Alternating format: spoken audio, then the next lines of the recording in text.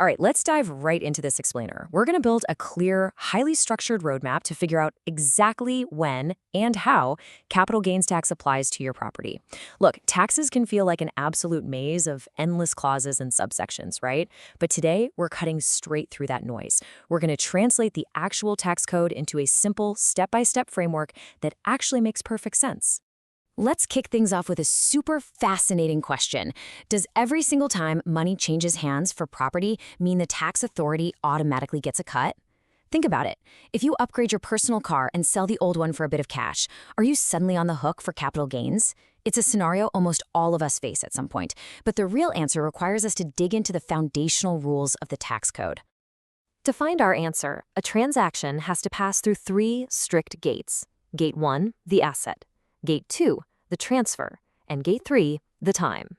So let's unlock Gate 1, the asset. Now, the law casts a massive net here under Section 214. Practically anything you own is considered a capital asset by default. The text literally says property of any kind. It really doesn't matter if you use it for your business or just in your day-to-day personal life. It even explicitly pulls in things like securities held by foreign institutional investors and certain unit-linked insurance policies. So, right out of the gate, the tax authority essentially assumes your property is taxable. And this brilliantly illustrates a key nuance in how the law actually operates. Identical items are treated completely differently based on who holds them and why. Let's take a piece of land, for example. If a real estate dealer buys a plot of land, they're holding it as stock in trade to sell in their daily business. But if you, a regular taxpayer, buy that exact same plot of land to hold for the future, well then it's an investment. This quote right here, this is the golden rule.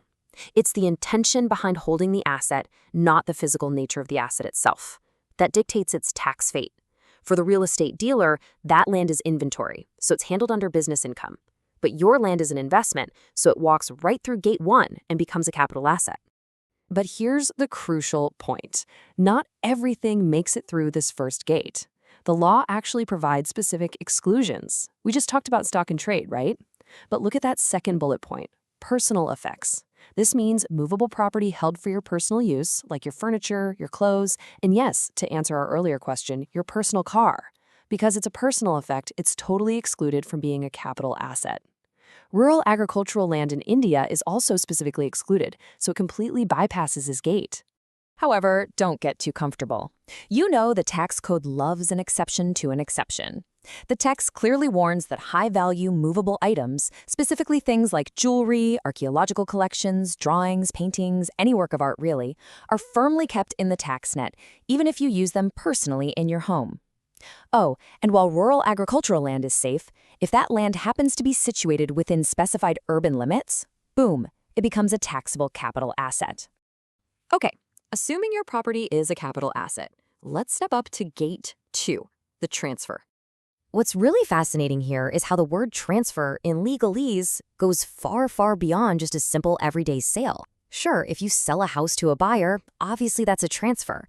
But under Section 247, it also includes exchanging an asset, relinquishing your rights to it, or the extinguishment of your rights altogether. The law is literally designed to catch any scenario where ownership or rights change hands, regardless of what you actually call it. For instance, what if you don't even want to sell? What if the government compulsorily acquires your industrial undertaking under the law? You didn't choose to transfer it, but under Section 247, this absolutely still triggers Gate 2. It is considered a transfer, meaning capital gains rules will absolutely apply to the compensation you receive. But hey, here is some good news. Just like Gate 1 had exclusions, Gate 2 has a massive list of safe harbors under Section 47. These are transactions that the law intentionally turns a blind eye to. If you gift an asset or pass it down through a will or an irrevocable trust, it's not a transfer. If a holding company shifts an asset to its 100% owned Indian subsidiary, or companies merge in a qualifying scheme of amalgamation, the tax authority essentially just says, nope, we see nothing here. The law gets very specific here. For example, any distribution of capital assets during the total or partial partition of a Hindu undivided family, or HUF, simply won't be regarded as a transfer for tax purposes. If your transaction falls under this magical list in Section 47, Gate 2 stays firmly locked and your capital gains journey ends right there with zero tax liability. Finally, if you pass the first two gates, we arrive at Gate 3, the time. The law strictly splits assets into two buckets: short-term capital assets and long-term capital assets. The math you use, the exemptions you can claim, and the final percentage you pay are all entirely based on this holding period. It's simply the clock running from the exact day you acquired the asset to the day immediately preceding its transfer. Notice how the tax code actually incentivizes certain types of investments. If you hold securities listed on a recognized stock exchange or units of an equity-oriented fund, you only need to hold them for a relatively brief 12 months to get favorable long-term treatment. However, for most other standard capital assets, like real estate for example, you have to hold them for more than 24 months before they cross the finish line into long-term territory. And here is a pretty surprising fact. Zero-coupon bonds enjoyed that exact same accelerated 12-month track to long-term status as listed equities. Even though they are a completely different class of asset, holding one for just over a year unlocks those sweet long-term capital gains benefits. Conversely, there are some assets that are basically trapped at Gate 3 forever. Section 50AA strictly warns that certain items will always be hit with short-term tax rules, no matter how many years or even decades you hold them. If you have units of a specified mutual fund acquired after April 1, 2023, market-linked debentures or unlisted bonds, the clock does not matter. You're going to be taxed at short-term rates. This really reinforces how critical the exact month count is before you decide to execute a transfer. Think about it. If you transfer an asset on day 365 when the threshold is 12 months, you're paying short-term tax.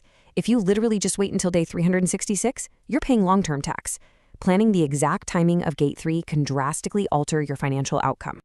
All right, so once you pass all three gates, meaning you know you have an asset, you know it's a transfer, and you know your timeline, Section 48 gives us this exact 4-step formula to calculate your final taxable number. You take your total sale value, subtract the costs of the transfer, like brokerage fees, subtract what you paid to buy and improve the asset, and finally apply any eligible reinvestment exemptions to arrive at your final actual taxable gain. So having decoded these foundational rules, we can clearly see that capital gains isn't just a random tax. It's a highly structured filter. I want to leave you with this thought to consider for your own financial planning. Take a close look at your portfolio. Which specific gate might catch or exempt your next major transaction?